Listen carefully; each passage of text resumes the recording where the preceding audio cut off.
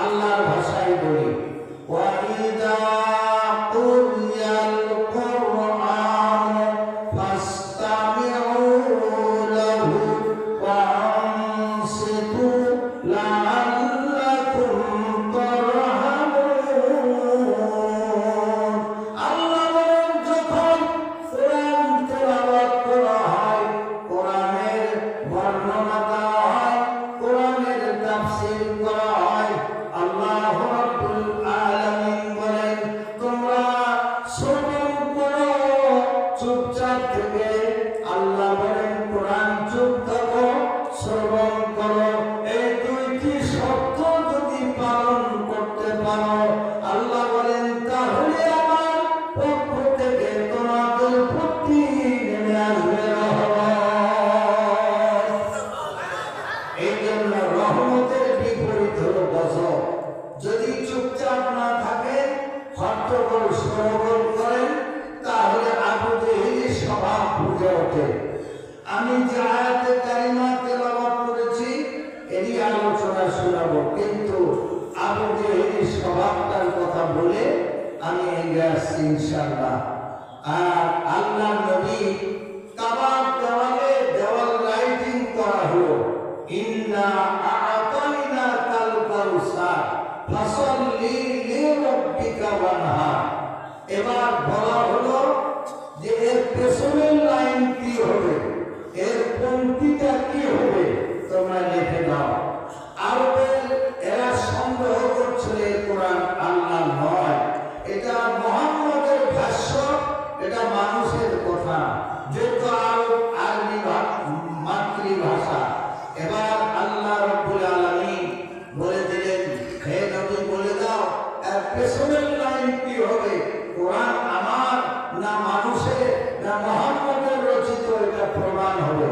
কবি দুনিয়া আরবের তদানীন্তন তৎকালীন যত কবি, যত সাহিত্যিক, বুদ্ধিজীবী সবাই চলে আসলো, আসে কাবার দেওয়ালে দেখলো সূরা কাউসারের দুটি আয়াতে কারিমা, ইন্না আ'তাইনাকাল কাউসার ফাসাল্লি লিরাব্বিকা ওয়ানহার।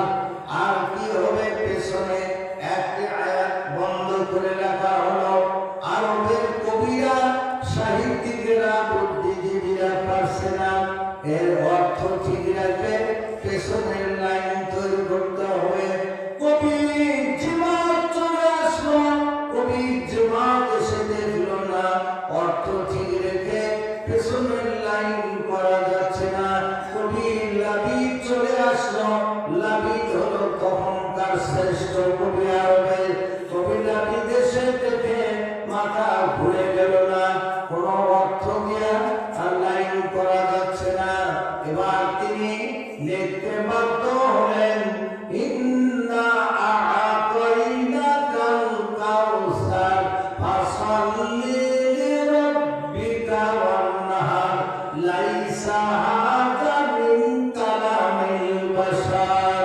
পেছনের লাইনে মিল থাকলো, গাঁথুনি মিল থাকলো, অর্থ হলো লাইসা হাযা মিন কালামিল বাশার হাযা কালামুল্লাহ। এইটা মানুষের কথা নয়, মানুষের ভাষা নয়, মানুষের ভাষ্য নয়, মানুষের বাচনিক নয়, মানুষের বিবৃতি নয়, হাযা কালামুল্লাহ। এই সব কথাই আল্লাহ রাব্বুল আলামিনের। জোরে সুবহানাল্লাহ, মারহাবা। আওয়াজ জোরে, তাকবীর। কোরআন কার কালাম? আল্লাহর কালাম। যত পড়বেন ততই মধুর, ততই মজা। আজ যেমন সূরা ফাতিহাতে নামাজ পড়লেন, আজ পর্যন্ত এই বার্ধক্যে চলে আসছেন, আজ পর্যন্ত মনটা ভরে নাই এই সূরা পুরাতন হয়েছে, নতুন আরেকটা সূরা চালু করো, এটা করবার মন চায় না। যেমন পেপার পত্রিকা, যেমন আপনার বই পুস্তক, টেলিভিশন, জিন্দা বেস্তা, পুরাণ, বেদ, রামায়ণ, গীতা, মহাভারত, চন্ডীগীতা, পদ্মগীতা, নভেল, নাটক, চিত্রালী, মিত্রালী, প্রেমের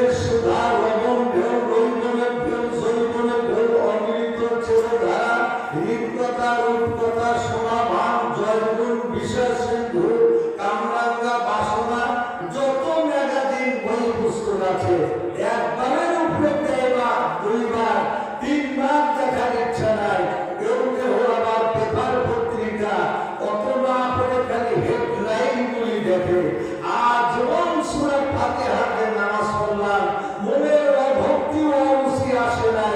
এই জন্য এই কালাম হলো আল্লাহ। যত পড়বেন ততই মধু, ততই মজা।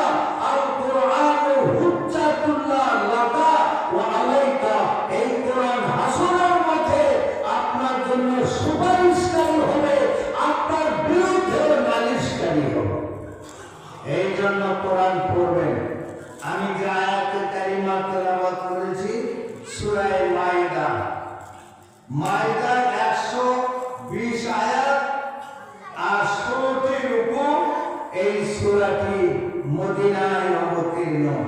আল্লাহ নবীর জীবন দুই প্রকার, মাক্কি জীবন আর মাদানী জীবন। কোরআন কারিমের সূরাগুলিও দুই প্রকার, মাক্কি সূরা আর মাদানী সূরা। আর এইটা মাদানী সূরা। মাক্কি সূরাগুলো 3টি পয়েন্ট নিয়ে অবতীর্ণ করা হয়েছে, তাওহীদ, রিসালাত ও আখিরাত। আর মাদানী সূরাগুলিতে রাজনীতি, অর্থনীতি, সমাজনীতি, স্বরাষ্ট্রনীতি, পররাষ্ট্রনীতি, যুদ্ধনীতি, বন্দিনীতি, সন্ধিনীতি, সমরনীতি, আন্তর্জাতিক নীতি সবগুলো এইভাবে নাযিল করা হয়েছে। মাক্কি সূরা আর মাদানী সূরা। মাক্কি সূরা 86টি আর মাদানী সূরা 28টি। সর্বমোট 114টি সূরা। আর যে সূরা থেকে আমি আলোচনা তেলাওয়াত করেছি সূরা মাইদা, এই সূরাতে আল্লাহ রাব্বুল আলামিন বলতেছেন, আকাতাবনা আলাইহিম ফিহা আন্নান নাফসা বিন নাফসি ওয়াল আইনা বিল আইনি ওয়াল আনফা বিল আনফি ওয়াল উজুনা বিল উজুনি ওয়াস সিন্না বিস সিন্নি ওয়াল জুরুহা কিসাসান ফামান তাসাদ্দাকা বিহি ফাহুয়া কাফারাতুল লাহু ওয়া মান লাম ইয়াহকুম বিমা আনজালাল্লাহু ফাউলাইকা হুমুজ জালিমুন। আল্লাহ বলেন, আমি তাদের জন্য বিধান দিয়েছিলাম প্রাণের বদলে প্রাণ। যদি কাউকে কেউ হত্যা করে, হত্যার বদলে হত্যা, আল কাতল বিল কাতলে, এখানে বলছে প্রাণের বদলে প্রাণ। আর আল্লাহ বলেন চোখের বদলে চোখ, নাকের বদলে নাক, কানের বদলে কান, দাঁতের বদলে দাঁত এবং জখমের বদলে অনুরূপ জখম। আপনি আমাকে হত্যা করলেন, আপনাকে হত্যার রায় দিতে হবে। ইসলামী রাষ্ট্রের রাষ্ট্রপ্রধান, কোরআন সুন্নাহর আইন আছে। আপনি আমার চোখ একটি নষ্ট করে দিলেন, আপনারও একটা চোখ নষ্ট করতে হবে। আপনি একটা নাক আমার নষ্ট করলেন, নাকের বদলে আপনারও নাক নষ্ট করতে হবে। আর আমার একটা কান নষ্ট করে দিলেন, আপনারও কান। আমার দাঁত নষ্ট করে দিলেন, যে কয়টি, আপনারও সে কয়টি দাঁত নষ্ট করে দিতে হবে। জখমের বদলে জখম, একেবারে যে পরিমাণ সেই পরিমাণ, কম বেশি চলবে না। আল্লাহ বলেন, ফামান তাসাদ্দাকা বিহি ফাহুয়া কাফারাতুন লাহু। আপনি যদি মাফ করে দেন, ক্ষমা করে দেন, তাহলে তার পাপ মোচন হবে, তাছাড়া হবে না। আল্লাহ বলেন, ওয়ামান লাম ইয়াহকুম বিমা আনজালাল্লাহু ফাউলাইকা হুমুজ জালিমুন। আমি আল্লাহ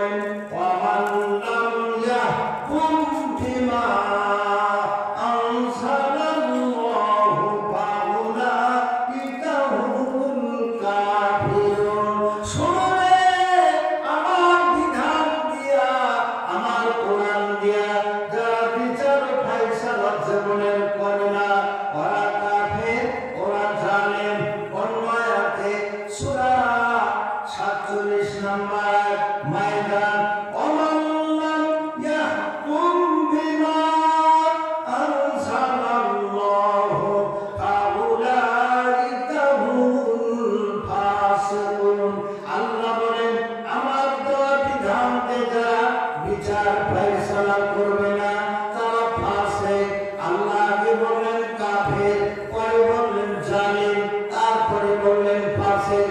আল্লাহ কোরআন দিয়ে যারা বিচার ফয়সালা করবে না, আল্লাহ নবী বলেন আমান হাকামা বিহি আদিলা, কোরআন দিয়ে যারা বিচার করে তাই ন্যায় বিচার করে। আল্লাহ বলেন যারা আমার কোরআন দিয়ে বিচার করবে না তারা কাফের, তারা জালিম, তারা ফাসিক। এই যে আইন মানলে, যে আইন না মানলে জালিম, ফাসিক, কাফের হব, সেই চিন্তা মুসলমানদের নাই। মুসলমানের চিন্তা ফরজ নামাজের পরে হাত তুলবো কি না তুলবো, হাত তুলবো কি তুলবো না। অথচ কোরআনের আইন না মানলে কাফের হচ্ছে, জালিম হচ্ছে, ফাসিক হচ্ছে, সেই চিন্তা মাথার মধ্যে নাই। এই দেশে যখন স্যালো মেশিন ছিল, আমারও একটা স্যালো মেশিন ছিল। স্যালো মেশিন ইদানিং কারেন্টের মোটর হয়েছে পানি সেচের জন্য। আমরা যখন সকালবেলা স্যালো মেশিন হ্যান্ডেল মারতে গিয়া ব্যাগ স্টার্ট দিয়েছে, ব্যাগ স্টার্ট নেওয়া বিপজ্জনক। ভাইরা আমার, এই দেশ থেকে ইংরেজেরা 190 বছর রাজত্ব চালিয়ে যাওয়ার সময় তারা আল্লাহর আইনের পরিবর্তে বাংলার সংসদে কোরআনের আইনের পরিবর্তে ইংরেজরা ব্যাগ স্টার্ট দিয়ে গেছে। আজও পর্যন্ত টুপি মাথা দিয়ে আমরা মানতেছি। হয়তো বলবেন দুই একটা প্রমাণ, নামাজ পড়েন, আযান দেন আল্লাহর আইনে, নামাজ পড়েন আল্লাহর আইনে, রুকু সিজদা করেন আল্লাহর আইনে, আবার নামাজ পড়ে মসজিদ থেকে বের হন, গাড়ি চালাচ্ছেন রোডে বামে, বাম হলো আল্লাহর আইন নয়, জানে আল্লাহর আইন। আপনি বামে যখন ঢুকলেন, ট্রাফিক মোড়ে বামে সাইড নিলেন, আল্লাহর আইনের পরিবর্তে শয়তানের আইন মেনে নিলেন। গোটা পৃথিবী শয়তানের আইনে ভরপুর হয়ে গেছে। আল্লাহর কোরআনের আইন দুটি চালু আছে, একটি হলো সম্পত্তির ভাগ বাটোয়ারা ফারাইজ, দুই নাম্বার হলো পারিবারিক জীবনের দেড় মহরের আইন চালু আছে। আল্লাহ নবীর নিকট এক যুবক চলে আসলো। এক যুবক এসে আল্লাহ নবীর পাশে অবস্থানে ছিল। সুন্দরী রমণী, তরুণী যুবতী, সুরসী, সুচিন্তা, কামিনী, জামিনী, রূপবতী, গুণবতী, বুদ্ধিমতী, কৃষ্ণ কন্তল, দারুণাটি, সুদর্শনা, যৌবনের ষোলকলায়, মিশি মিশি চুল, এরকম সুদর্শনা আরবের মহিষী নারী আল্লাহর নবীর সামনে আগমন করে সালাম দিয়ে বললেন ওয়াহাত্ত নাফসি লাকা ইয়া রাসূলুল্লাহ, নবী গো, আমার জীবন জয়বর আপনাকে একটা দান করে দিলাম, আপনি আমাকে বিবাহ করেন। আল্লাহ নবী জবাব দিলেন ক্বালা লা হাসাতি, আমার কোনো প্রয়োজন নাই, আমার আর বিবাহ করব না, প্রয়োজন নাই। মেয়েটি জবাব দিলেন ইয়া রাসূলুল্লাহ, ইয়া নবী আল্লাহ, অন্য একজন পুরুষের সাথে আমার বিবাহ দিতে পারেন। আল্লাহ নবীর পাশের যুবককে বললেন যুবক রে, ও যুবক, ইসলামী যুবক, তুমি কি বিবাহ করেছো? যুবক বললেন লা ইয়া রাসূলুল্লাহ, আমি বিবাহ করি নাই। আল্লাহ নবী বলেন যুবক, তুমি কি বিবাহ করবে? ছেলেটি কাঁদো কাঁদো কণ্ঠে কই ইয়া রাসূলুল্লাহ, আমি বিবাহ করতাম কিন্তু মোহর দেওয়ার উপায় নাই। আল্লাহ মোহরের বিনিময়ে স্ত্রীকে হালাল করেছেন। আল্লাহ সূরা নিসার মধ্যে আল্লাহ বলেন ওয়াতুন নিসায়ে সাদুকাতিহিন্না নিহলা, আল্লাহ বলেন তোমরা নারীকে মোহর দাও, নারীকে মোহর দাও ফরজ। আল্লাহ নবী বলেন আন-নিকাহু সুন্নতি মান রাগিবা আন সুন্নতি ফালাইসা মিন্নি। আল্লাহ নবী বলেন বিবাহ শাদী করা আমি রাসূলের সুন্নাত, আমার বিবাহ শাদী যারা করবে না তারা আমার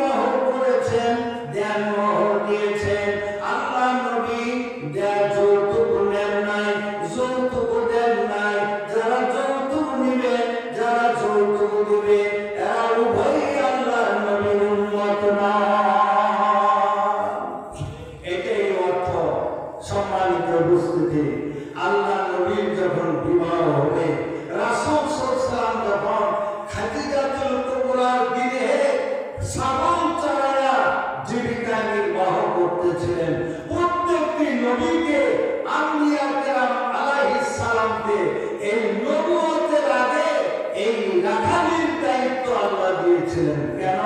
এর মধ্যে তথ্য আছে, এর মধ্যে রহস্য আছে, এর মধ্যে আপনার তথ্য হচ্ছে আল্লাহ রাব্বুল আলামিন বলেন, নবীরা তোমরা নবী প্রেমের রাসূল মুহাম্মদ সাল্লাল্লাহু আলাইহি ওয়াসাল্লাম আবু হুরায়রা একদিন জিজ্ঞেস করলেন, ইয়া রাসূলুল্লাহ, প্রত্যেকটি নবী ছাগলের রাখালির দায়িত্ব পালন করেছেন, ইয়া নবী আল্লাহ আপনিও কি দায়িত্ব পালন করেছেন?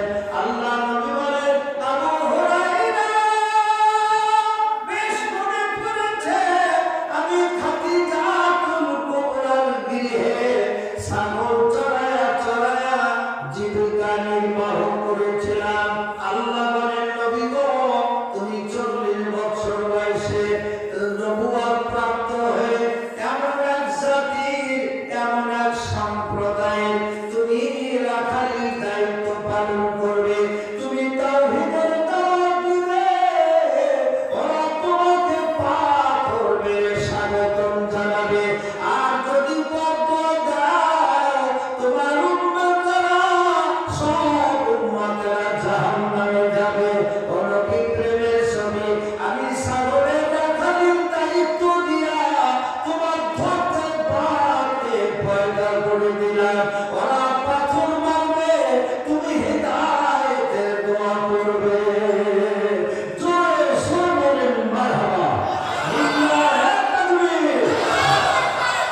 আল্লাহ নবী খাদিজাতুল কুবরার সঙ্গে তার বাড়িতে খানা পিনা করেন, থাকেন। এত ভদ্র, এত নম্র, এত কি আদর্শ, মিথ্যা কথা বলেন নাই।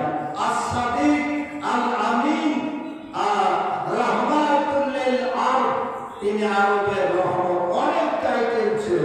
আমার আল্লাহ বলেন, নবী গো, তোমাকে পাশে as-সাদিক বলেন, তুমি সত্যবাদী, তুমি আল-আমিন বিশ্বাসী, তোমার নাম রাহমাতুল লিল আরব, আরবের রহমত।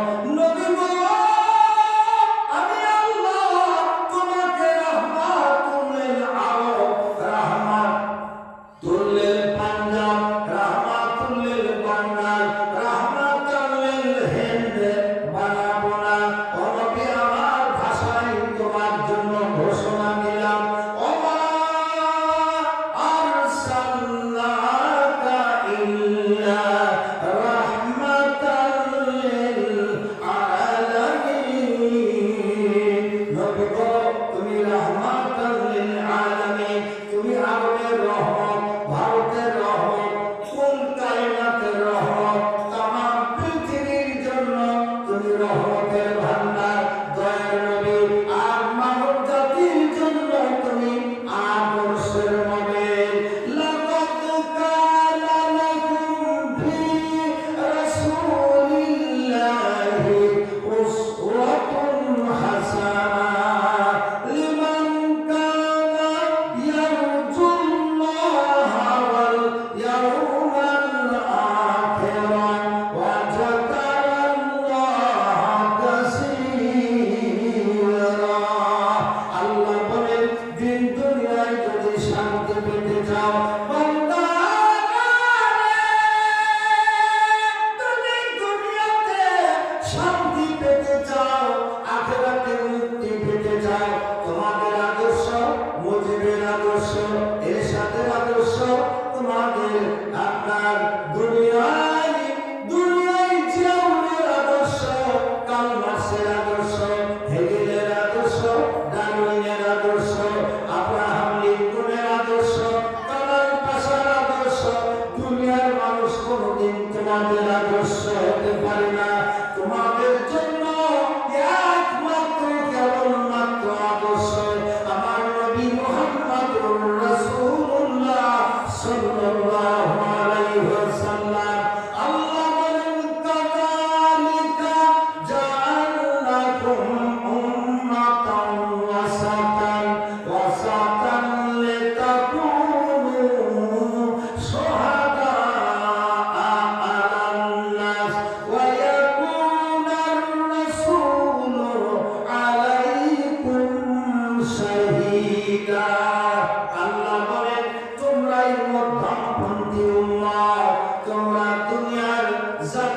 तमाम दुनियार मानुषेर जन्य साक्षी होबे আর তোমাদের সাক্ষী হবে নবী মুহাম্মদুর রাসূলুল্লাহ সাল্লাল্লাহু আলাইহি ওয়াসাল্লাম। আল্লাহ বলেন নবী গো দুনিয়ার কোন মানুষ যদি চলে আপনার চাকরি নিতে যায় চরিত্রগত সার্টিফিকেট লাগে ক্যারেক্টার সার্টিফিকেট আর যারা ক্যারেক্টার সার্টিফিকেট দুনিয়ায় প্রদান করে সমাজে প্রদান করে অনেকেরই চরিত্র ঠিক না। আল্লাহ বলেন ইয়া নবী আল্লাহ তোমাকে দুনিয়ার মানুষ না চরিত্রগত সার্টিফিকেট চারিত্রিক সার্টিফিকেট দিতে পারে না ক্যারেক্টার সার্টিফিকেট দেওয়ার যোগ্যতা রাখে না। নবী গো আমি আল্লাহ আরশে আজিম থেকে তোমার ক্যারেক্টার সার্টিফিকেট দিয়ে দিলাম।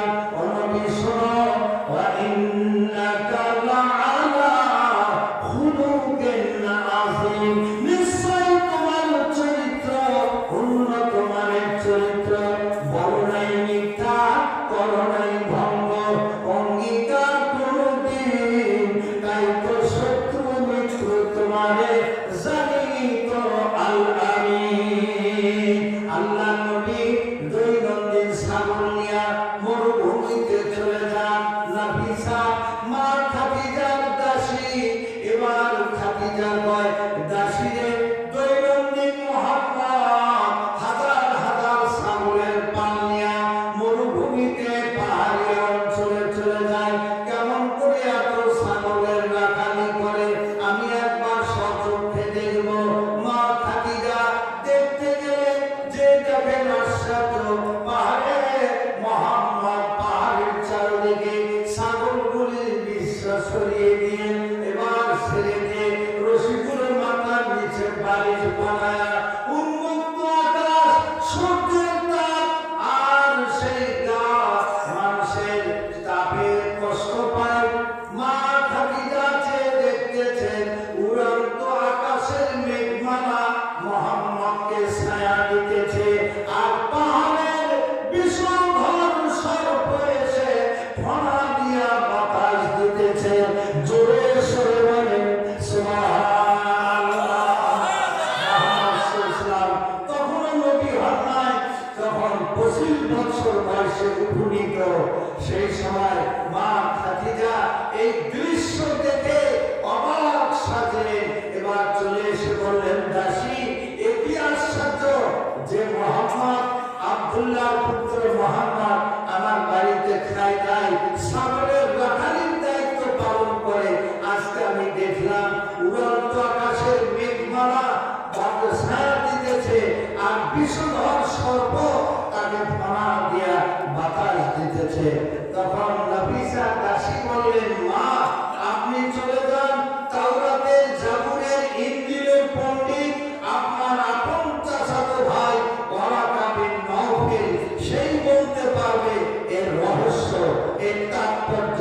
এবার চলে গেলেন মা খাদিজা যে জিজ্ঞেস করলেন Waraqa bin নওফলকে Waraqa bin Nawfal চাচাতো ভাই বলল খাদিজা তাওরাতের মধ্যে যায় না খাদিজা রে জাবুরের মধ্যে যায় না ইনজিলের মধ্যে যায় না ইনি সেই ইনি শেষ জামানার নবী হবেন আল্লাহর আসমানি কিতাব প্রাপ্ত হবেন ইনি হবেন মুহাম্মদুর রাসূলুল্লাহ সাল্লাল্লাহু আলাইহি ওয়াসাল্লাম। ওরে খাদিজা ইনি হবেন আখিরি জামানার পয়গম্বর রাসূল আমার ভালোবাসা রাসূল আমার ভালোবাসা রাসূল আমার প্রেম বিরহের মূল আলোচনা রাসূল আমার কাছে করুণের অনুপ্রেরণা।